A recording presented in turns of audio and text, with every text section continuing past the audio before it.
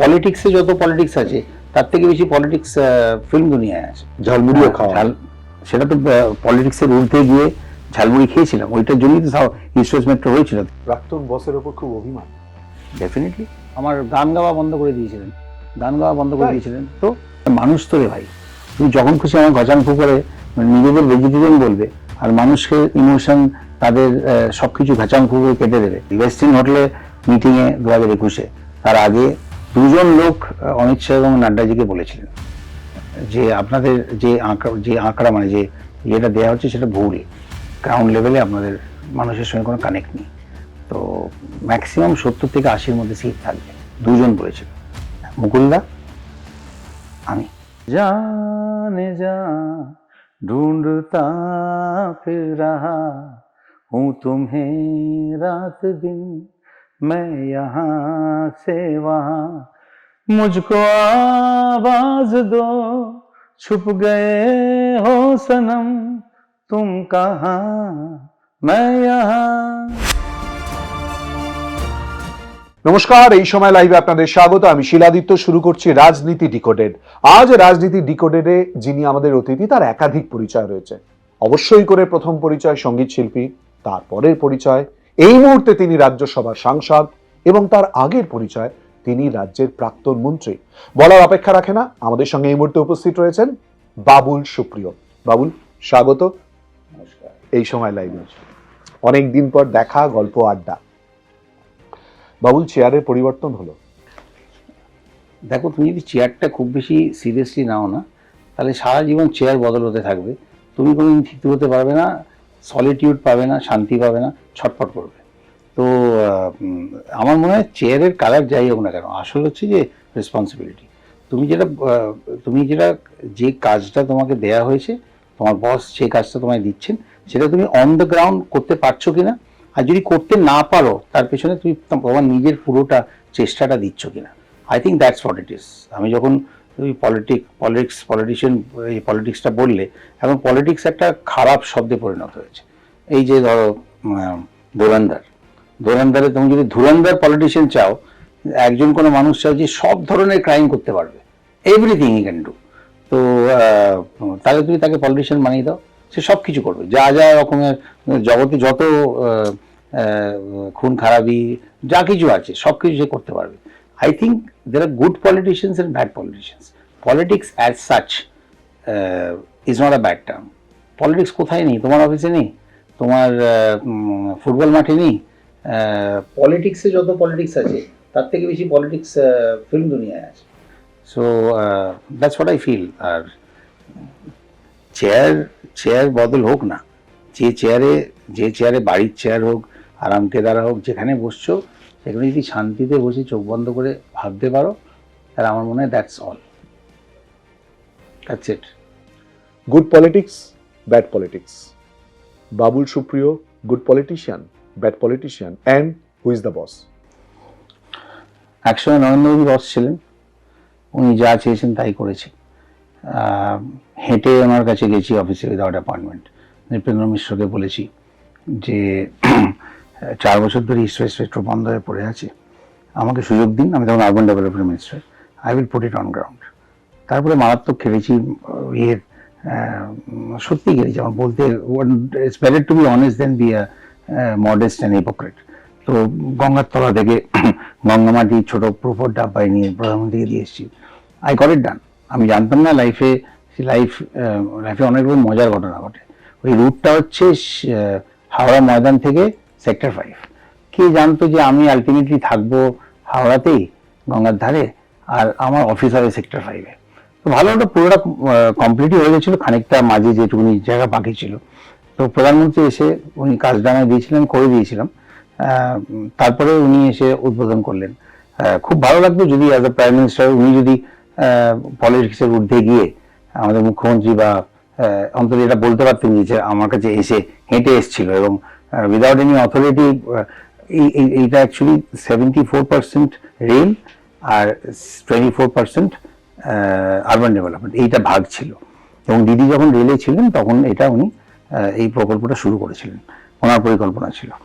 তো তারপরে পার্লামেন্টে ল চেঞ্জ করা, এটা সেটা। অনেক আসানসোলে ব্রিজ করে দিয়েছি, ব্রিজ 1.5 বছর আগে চালু হয়ে গেছে, এই ভোটের আগে আবার অশ্বিনী বৈষ্ণবজি এসে আবার ব্রিজটাকে নতুন করে ওপেন করলেন। ইএসআই হসপিটালে 60টা বেডের একটা বেড 1 কোটি টাকা করে। তো মানে আমি বলবো যে যেখানে যাই politics is a thankless job, এটা আমি বলবো না। কারণ আমার অভিজ্ঞতা কিন্তু মানুষের সঙ্গে যেখানে মিশেছি, আমার কনস্টিটিউয়েন্সি বা অন্য কোথাও, ফ্লাইটে, এখানে ওখানে সেখানে, গানের অনুষ্ঠানে, কখনো আমাকে কিন্তু কোনো কটু কথা শুনতে হয়নি। যেগুলো শুনতে হয়েছে প্রথম দিকে, সেটা হচ্ছে যখন আমি ফেসবুক কমেন্টস অন রাখতাম সেই সময়। তো আমি বহু বছর হয়ে গেল আমি ফেসবুকে কমেন্টস অফ রাখি। ইটস মাই লাইফ অ্যান্ড ওটা আমার প্লেইং ফিল্ড। আমার সত্যিকার ভ্যালিডেশন দরকার নেই। আমি চুরিও করি না, ছ্যাঁচড়ামো করি না। আমি সেলফ রেসপেক্ট নিয়ে রাজনীতি করার চেষ্টা করি। আর আমি জানি তুমি এরপর প্রশ্ন করবে দল বদল নিয়ে। যদি তুমি আমার সামনে এক গাদা খাবার ছড়িয়ে দাও, কিন্তু তার মধ্যে যদি ভালোবাসা না থাকে, যদি মানে কি বলবো, যদি অ্যাকনলেজমেন্ট না থাকে, মোস্ট ইম্পর্টেন্ট থিং, যে তুমি কাজ করেছো তার অ্যাকনলেজমেন্ট যদি না থাকে, তাহলে ওই টেবিল ছেড়ে চলে আসে যায়। Every action has its equal and opposite reaction. তো আমার রিয়াকশনটাও was with anger and with absolutely equal and absolutely in the opposite direction. এবং আমি এখানে এসে বুঝেছি যে একজন বস যে কাজ করছে তাকে অ্যাকনলেজ না করা, সে কোনো মন্ত্রী কখনো সুখ্যাতি তুমি কোথাও করতে শুনবে না, কারোর করতে শুনবেন না, সব উদ্বোধন উনিই করেন। যাই হোক, আর এখানে এসে আমি তো এক্সপেক্ট করিনি, আমি তো একদম কট্টর বিজেপি এখানে লড়েছি। বাট দিদি একটা সাংবাদিক সম্মেলনে ছিলেন, যখন উনি খবরটা এসেছিল, উনি বলেছিলেন ও তো ভালোই কাজ করে, ওকে বাদ দিল কেন, এটা বলেছিলেন। এটা আমার কাছে মানে এটা সবাই জানে, রেকর্ডেড হয়েছিল। তারপরে I was retired heart in Delhi. এরকম কষায়ের মতো কারো স্বপ্ন বা যে কাজ করছে তাকে কেটে দেওয়া যেতে পারে, সেটা আমি এই ভেজিটেরিয়ান লোকগুলোর কাছাকাছি না এলে জানতে পারতাম না যে এতটা নন ভেজিটেরিয়ান হওয়া যায়। তো সেটা এখানে এসে আমি দেখেছি যে বস তোমাকে যেরকম বকেও, তেমনি তোমাকে তোমার ভালো কাজ হলে বলে ঝালমুড়িও খাওয়া। সেটা তো পলিটিক্সের ঊর্ধ্বে গিয়ে ঝালমুড়ি খেয়েছিলাম, ওইটার জন্যই তো ইস্ট মেট্রো হয়েছিল। তো এটা থেকেই দত্তাবাদের সমস্ত এনক্রোচমেন্ট, এটা ওটা দিদি বলে দিয়েছিলেন, অরূপদাকে, ববিদাকে, সুজিত বোসকে, সব্যসাচী দত্তকে, সেগুলো সব ক্লিয়ার হয়েছিল। তারপরে আমাদের আসানসোলে ব্রিজ নিয়ে একটা পারমিশন নিতে হয়, এই ইউটিলিটি শিফটিং, এতটাই ভেতরে আমি ঢুকেছিলাম যে সব টার্মগুলো আমার মনে আছে। প্রাক্তন বসের ওপর খুব অভিমান? ডেফিনেটলি অভিমান বলবো কেন, সেটা যদি anger is a very pure emotion. So if you don't have it inside of you, আমি revengeful বলছি না, if you don't have it inside you, then you are half a man. That's what it is. Definitely রাগ আছে। কেন তুমি কাটবে, তুমি কাজ করবে, তুমি আমার গান গাওয়া বন্ধ করে দিয়েছিলেন, তো পীযূষ গোয়েল ওনাকে নীতি আয়োগের মিটিংয়ে, যতদিন অরুণ জেটলি বেঁচে ছিলেন ততদিন সব জায়গায়, নীতিন গাডকারির বাড়ি হোক, কারণ অরুণ জেটলির সব জায়গাতে বাউলের গান ছাড়া কিছু হতো না। হ্যাঁ, এই প্রধানমন্ত্রী স্বয়ং আমাকে গান্ধীঘাটে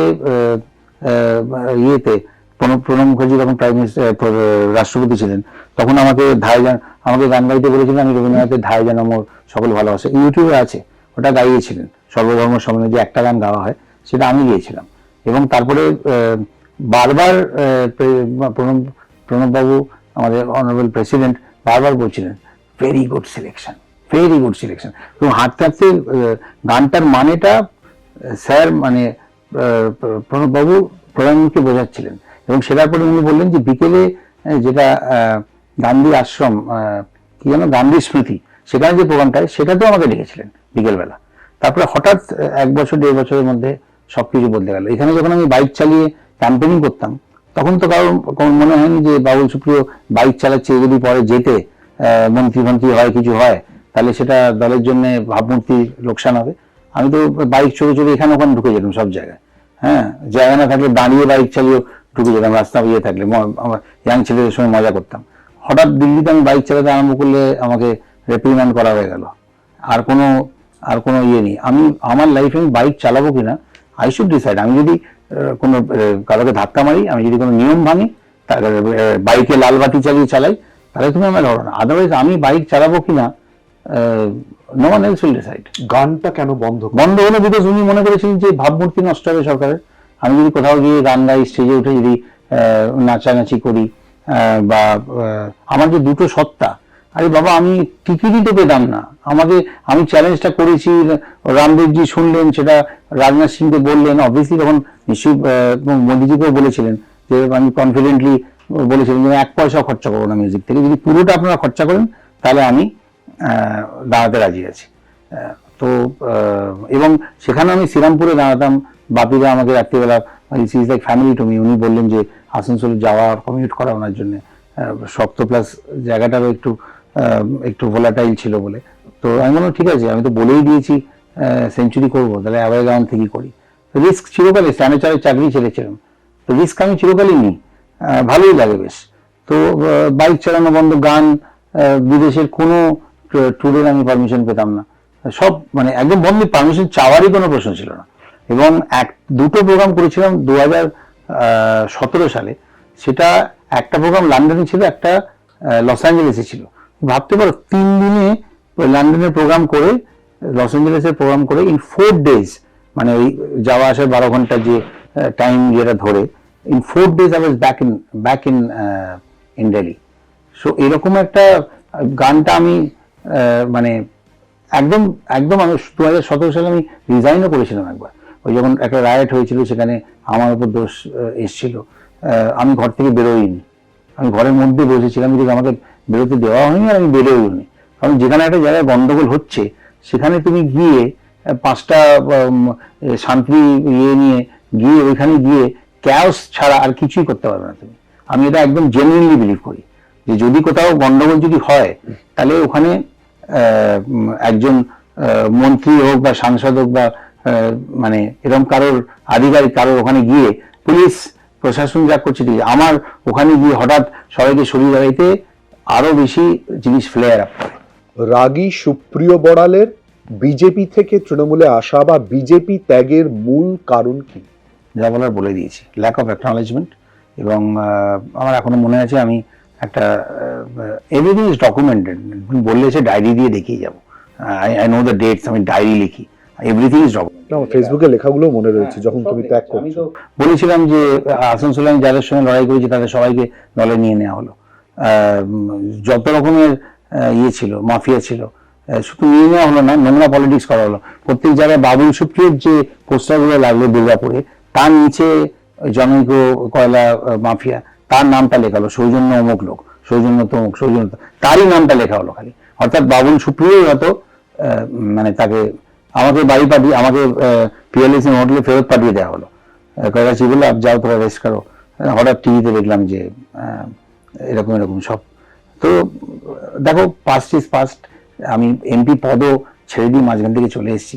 আর ওম বিড়লা যখন আমার রেজিগনেশন নিচ্ছিলেন, উনি বলেছিলেন যে you will find yourself in very good company, because এরকম কেউ করেনি।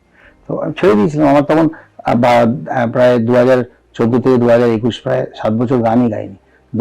দোকানের ঝাঁপ বন্ধ। আমি গাইতে পারি কি না আদৌ বম্বের লোকেরা সেটাই ভুলে গেছে।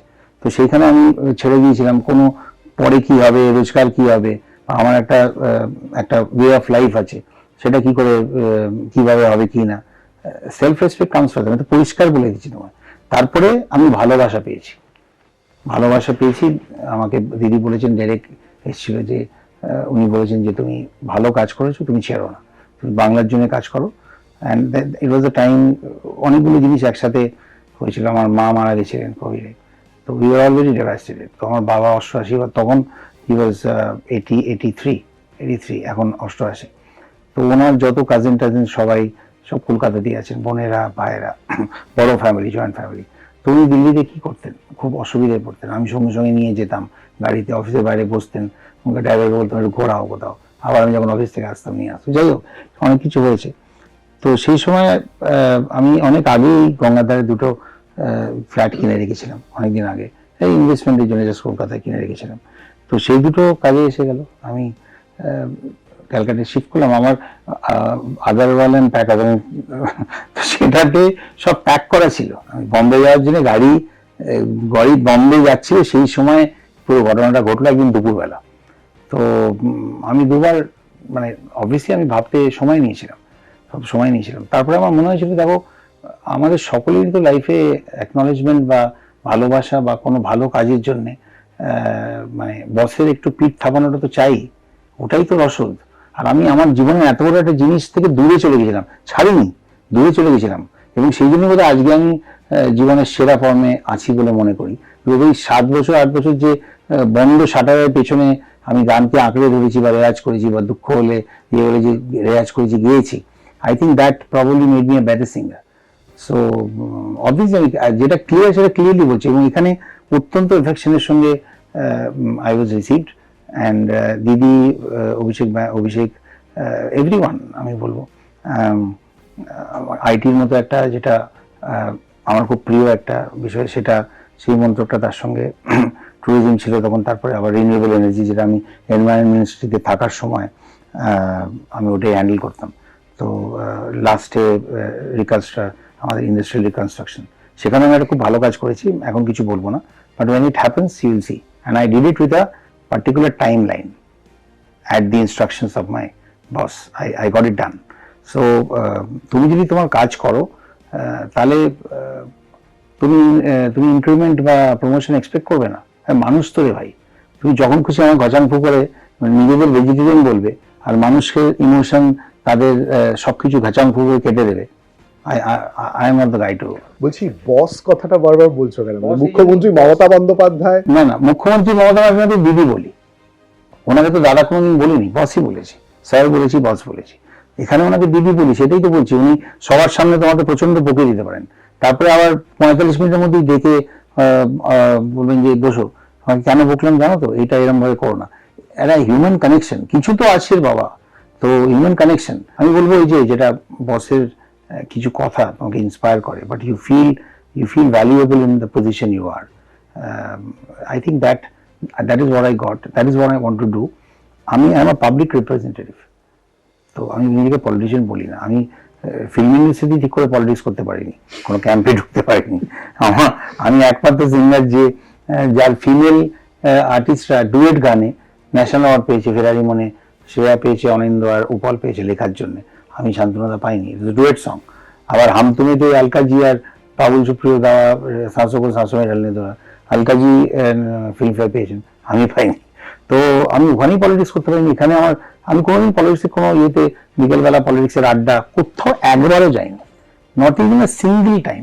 I had only one political আড্ডা, only one, একটাই, সেটা হচ্ছে তৃণমূল জয়েন করার ঠিক পরে অভিষেক ব্যানার্জির যেটা অফিস, সেই অফিসের ওপরে ছাদে একটা গেট টুগেদার হয়েছিল, সেখানে সুব্রত মুখার্জি এসেছিলেন আমার মনে আছে মারা যাওয়ার আগে, সেখানে সবাই এসেছিল, সেখানে আলোচনা হয়েছিল যে আমার তখন তো এমপিটা পদটা আমাকে ছাড়তে দেওয়া হচ্ছিল না, রিজাইন করতে দেওয়া হচ্ছিল না, সেইখানে সব আলোচনা করছিলেন সবাই যে আমাকে এমপি পদ ছাড়তে হবেই কিনা, বা আমি তো এমপি পদটা রেখে দল ছেড়ে দিচ্ছি, বাট এমপি পদটা তো আমি ধরে রাখতেই পারি, সৌগতরা ছিলেন, সবাই ছিলেন, বাট আমি ওখানেও ক্লিয়ারলি বলেছিলাম যে আমি যখন পার্টি ছেড়েছি পদও ছাড়বো, লেফট ইট। আমাকে তো রিজাইন করতে দেয়নি, 3 মাস ধরে আমি ঘুরেছি অম্বিল্লার বাড়িতে। তো that's what it is. So যেখানে তুমি ভালোবাসা পাবে, যেটা তোমার মনকে শান্তি দিচ্ছে, যেখানে তোমার মনে হবে যে you are working for a boss who will acknowledge what you are doing, will scold you, তোমাকে বকবেন যখন তুমি ভুল করবে, কিন্তু তুমি যে ডাইরেকশনটা উনি দেবেন সেটা যদি করতে পারো, তাহলে অ্যাটলিস্ট তোমার চোখের দিকে মানে অ্যাটলিস্ট তোমার দিকে তাকিয়ে তুমি বুঝতে পারবে যে you have done something and that is there. ওখানে তো অ্যাবসলিউটলি ছিল না। এবং এরা অনেক এক্সাম্পল দিতে পারি, বহু লোক যারা ওখানে গেছে, তারপরে শত্রুঘ্ন সিনহা, কীর্তি আজাদ, তুমি দেখে নাও নাম করে করে পরপর, যাদের একটা পরিচিতি ওর বাইরে আছে, তারা কেউ চামচাগিরি করে না, মানে চামচাগিরি করে ওঠার চেষ্টা করে না, এইটুকুনি তোমায় বলতে পারি। মানে you don't become a sycophant and think that is your only way to climb the ladder. That's what I'm saying. Babul Supriyo কি বিতর্কে থাকতে ভালোবাসে, না বাবুল সুপ্রিয় ঘন ঘন রেগে যায়?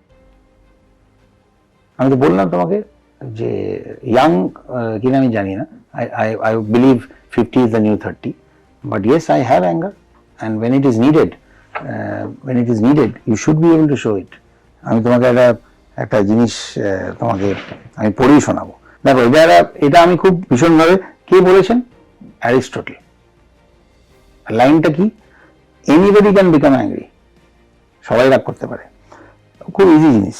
But to be angry with the right person and to the right degree, তুমি কতটা রাখবে, and at the right time and for the right purpose and in the right way, that is not within everybody's power and it's not easy.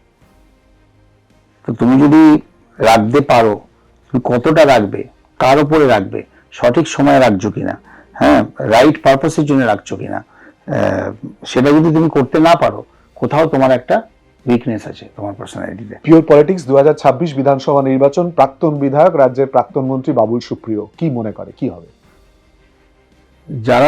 যারা বাংলায় আছেন, যারা বাংলার সবকিছু জানেন, বাংলার সংস্কৃতি জানেন, যারা বাংলার জন্য কাজ করেন, বাংলাকে ভালোবাসেন, যিনি সিপিএম এর 34 বছরের অরাজকতাকে শেষ করেছিলেন, তিনি মুখ্যমন্ত্রী ছিলেন, তারপরে আবার মুখ্যমন্ত্রী হয়েছিলেন, এখনো মুখ্যমন্ত্রী আছেন টেকনিক্যালি, এরপরেও থাকবেন। বিজেপি বলছে পাল্টানো দরকার, বারবার স্লোগান তুলছে। পাল্টানো দরকার বিজেপি সরকার, এটাই হয়তো প্রথমে লিখেছিল, যা ওদের মাথায় যা বুদ্ধি আসার কথা, তাতে পাল্টানো দরকার বিজেপি সরকারই নিশ্চয়ই করেছিল, ওটা মিলিয়ে আর কি। পরে ওটা ওই চাইটা নিশ্চয়ই জুড়েছে, ওদের মনে হয়েছিল যে ওই চাটা না হলে জমছে না, আনইন্টেন্ডেড, তো ওই চাইটা জুড়েছিল, কারণ পাল্টানো দরকার বিজেপি সরকার, এটা তো সবাই বলছে। তো হঠাৎ দেখলাম একটা ভিডিও যে মা बहन लोगों ने तय किया है कि 2047 विकसित भारत होगा। 2047 ये तो মোহনবাগান মাঠে খেলছি আর সল্টলেক স্টেডিয়ামে গোল পোস্ট থেকে সরে যাওয়ার মতো ব্যাপার হলো। সো কোনোভাবেই বাংলার মানুষ গুজরাটে রিমোট কন্ট্রোল তুলে দেবে না, এক নম্বর। বহিরাগত ব্যাপারে আমি যাচ্ছি না, কারণ অনেকেই বাইরে থেকে এসে লড়ে, আমি তো বম্বে থেকে এসে আসানসোলের কি ছেলে আমি, কাজে আমি বহিরাগত ব্যাপার নিয়ে কিছু বলবো না। বাট মানে যেটা ব্যাপার, আবার তোমাকে একটা সত্যি কথা বলি, ওয়েস্টিন হোটেলে মিটিংয়ে 2021-এ, তার আগে দুজন লোক অমিত শাহ এবং নাড্ডাজিকে বলেছিলেন যে আপনাদের যে আঁকড়া মানে যে যেটা দেওয়া হচ্ছে সেটা ভুল, গ্রাউন্ড লেভেলে আপনাদের মানুষের সঙ্গে কোনো কানেক্ট নেই, তো ম্যাক্সিমাম 70 থেকে 80-র মধ্যে সিট থাকবে, দুজন বলেছিল, মুকুলদা, আমি বিরাট ভাজন হয়েছিলাম, কিন্তু আমার বসকে সত্যি কথাটা বলার, চামচাগিরি না করে সত্যি কথাটা বলার দরকার ছিল, আই ডিড ইট, বলেছিলাম, এবং 77-ই বোধহয় আটকে গেছিল, 77। এবারে আমি ডেরেক ওব্রায়ানের সঙ্গে 10,000 টাকার বাজি, মানে ফ্রেন্ডলি বেড জিতেছিলাম, বিকজ আমি 24-এ বিজেপি কটা সিট পাবে এক্সাক্ট নাম্বারটা বলে দিয়েছিলাম। 2026-এ রাজ্যসভার সাংসদ বাবুল সুপ্রিয়, কোথাও কি রিভেঞ্জ নেওয়ার জায়গা? লাল কার্পেটে আবার সংসদ ভবনে প্রবেশ, রাজ্যসভার সাংসদ, ইতিমধ্যেই শপথ নেওয়া হয়েছে, কোথাও কি মনে হয় সেই জায়গাটা? মনে মনে তো বটেই। দেখো, এটা তো মানে ইট has come as a surprise and a huge gift to me. মানে অবভিয়াসলি রাজ্যসভায় আমি খুব ভালো পারফরমেন্স করার চেষ্টা করব। রাজ্যসভায় আমি এই যারা ওখানে স্পিচ দিতেন লোকসভাতে, সেগুলো আমার রাত্রির দিকে একটু দেখার অভ্যেস অনেক দিন থেকেই ছিল, 2014 পর থেকে। তো সবুজ কার্পেটে যেতাম লোকসভায়, বাট মন্ত্রী ছিলাম, সেই জন্য রাজ্যসভা লোকসভা দুটোতেই যেতে পারতাম, আদারওয়াইজ লোকসভার মেম্বার রাজ্যসভায় যেতে পারে না, অ্যান্ড ভাইসি ভার্সা। তো 3 বছরের মধ্যে it's because of Didi and AB that I am back there. ওই একটা মানে ভালো মুহূর্তে আমি রিভেঞ্জফুল থট আনতে চাই না। আর তুমি যদি বলো যে এই প্রশ্নটা আমাকে সবাই করছে বলে, যেদিন আমি গেছিলাম সেদিন পুরো পার্লামেন্টের স্টাফেরা মধ্যে যেরকমভাবে করেছিল, ওটাও ডকুমেন্টেড, যেভাবে করেছিল গান, মধ্যে একজন গান গাইছে, একজন যেখানে সব সই সাবুত করতে, তার মধ্যে একজন স্টাফ গান গাইছে, সেটাও রেকর্ড করে আমাকে পাঠিয়ে দিয়েছে।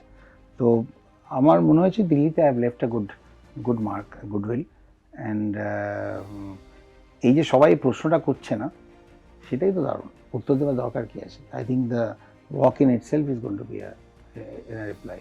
অ্যান্ড এবারে আমি যে ফিরছি সেটা with love in the sense যে ভালোবাসার সঙ্গে যে তুমি কাজ করো, ঠিক আছে, ধর গান বাজনা করো, তার সঙ্গে এটা করো। তো obviously it gives me a lot of space to, মানে গানটা অনেক বেশি সময় দিতে পারবো, গাইতে পারবো। তো it's a good feeling, and I try to do my very best. একটু আগে তুমি বললে যে আমি তো ড্রাইভারের উপরেও মাঝে মধ্যে রেগে যাই, তাই কি? আমরা যতদূর জানি বাবুল তো নিজেই গাড়ি ড্রাইভ করে। হ্যাঁ, তো আমার নিজের উপরেও রেগে যাই আমি তো বলেছি ড্রাইভার মানে আমার যে গাড়ি ড্রাইভ করছে সেই তো ড্রাইভার। গাড়ি চালাতে ভালোবাসি, গাড়ি চালাতে খুব ভালোবাসি। বহু ক্ষেত্রেই আমার ড্রাইভার পেছনে বসে ঘুমায়। তো আমার ড্রাইভ করাটা আমার কাছে একটা স্ট্রেস বাস্টার। তো আমার নিজের উপর রেগে যাই, জানা হ্যাঁ পাটনা পৌঁছ গিয়া কাहीं और, তো অন্যমনস্ক থাকি এবং পেছনে যে গাড়ি ফলো করছে তারা অনেক সময় বুঝতে পারে না যে আমার গন্তব্যটা কি, বিকজ আমার যেদিকে দু চোখ যায় সেদিকে যাচ্ছি, এরকম বহু কেস আছে। মানে জাস্ট চালাতে অন্যমনস্ক হয়ে গেছি, রাইট টার্ন না নিয়ে সোজা চলে গেছি, বহু আছে। তো ড্রাইভারের ওপর রেগে যাই, তখন নিজের ওপর রেগে যাই যে I should have been more careful. আর আমি একটা কিছু একটা ভাবছি, খুব স্ট্রংলি ভাবছি। আর গাড়ি চালানোটা আমার কাছে খুব একটা কি বলবো, it's just a thing that is happening, মানে I don't have to put any extra effort for it. So আমি দেখছি গাড়ি চালাচ্ছি, কিন্তু ভাবনাটা, থট প্রসেসটাতে এমন কিছু চলছে যে গাড়িটা যেখানে ডান দিকে যাওয়ার কথা সেখানে হয়তো সোজা চলে গেল। আমি নিজেকে রেগে যাই, আবার নিজেকে ইমিডিয়েটলি মাফ করে দিই যে ভাই যেটা ভাবছিলে সেটা তো ইম্পর্টেন্ট ছিল, ঠিক আছে একটা রাউন্ড বেশি হয়তো দিতে হবে। সব পলিটিক্স, জীবন, রাগ, অনেক কিছু হলো। আবার শুরুর পরিচয় যেটা ছিল, অর্থাৎ সঙ্গীত শিল্পী বাবুলকে তো গান ছাড়া কোনোভাবেই ছাড়া যেতে পারে না ইন্টারভিউ থেকে, তাই বাবুলের গান দিয়েই শেষ হবে ইন্টারভিউ। আর তার আগে অবশ্যই করে অনেক ধন্যবাদ আমাদের সঙ্গে এই আলোচনায় অংশগ্রহণ করার জন্য। বাবুল তার স্বমহিমায়, স্বকীয়তায় নিজের বক্তব্য ইতিমধ্যেই পেশ করেছে এবং এরপর অপেক্ষা করব 2026 বিধানসভা নির্বাচনে বাবুল যে দাবি করেছে সেই দাবির কি হচ্ছে পূরণ বা প্রশ্ন, তার জন্য অপেক্ষা করব। আপাতত গান দিয়ে শেষ। जाने जा ढूंढता फिर रहा हूँ तुम्हें रात दिन, मैं यहाँ से वहाँ, मुझको आवाज दो, छुप गए हो सनम तुम कहाँ, मैं यहाँ।